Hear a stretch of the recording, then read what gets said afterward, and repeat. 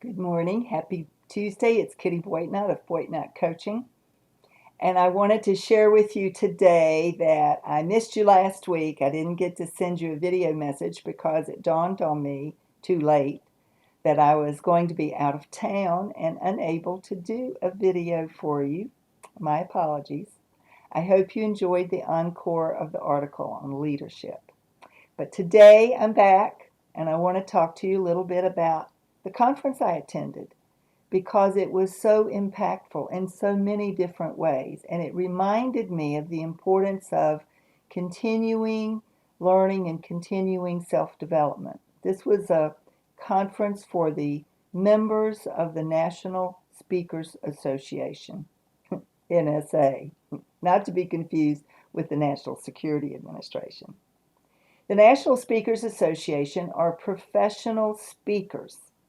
And in order to become a member, you have to earn your way in. You have to have either done enough public speaking engagements during the course of your regular job that you can demonstrate that you have a reason to be public speaking, professional speaking, either as a trainer or even a keynote speaker, or you've maybe done enough individual presentations that you can document and turn in for approval in order to earn your way into membership. But for however it takes for you, there are benchmarks you have to meet. There are requirements that you have to meet. And I worked this past year. That was one of the goals that I set for myself this year, to earn my way into the National Speakers Association. And I did. I became an official member in April of this year.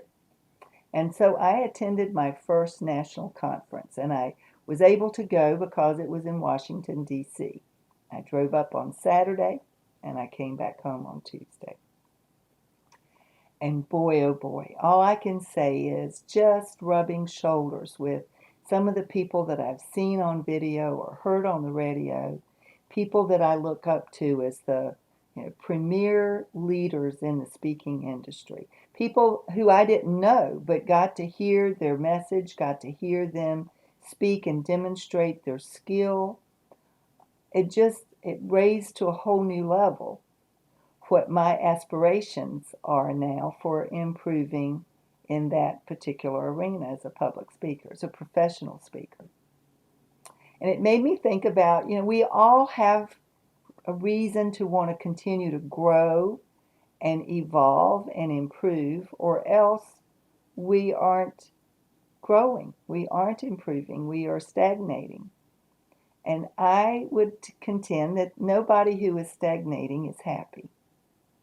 It takes a lot to be happy in this day and age sometimes, but you can decide to be happy, and you can be happy as you evolve and grow and mature and hang out with people who are your heroes, whoever they may happen to be.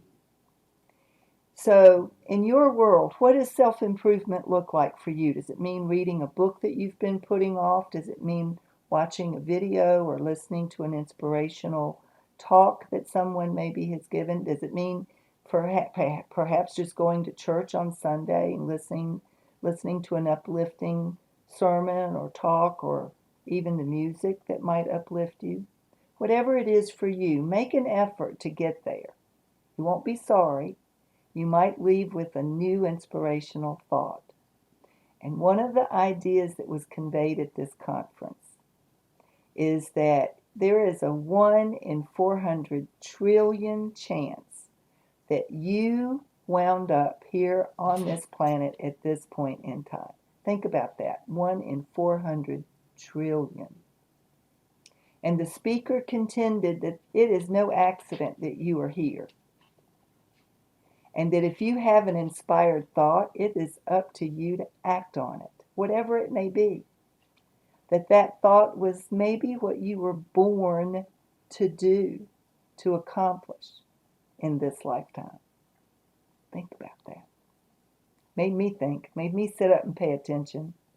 So think about that. Think about what it could be that you need to do for yourself to grow and to improve and to become better.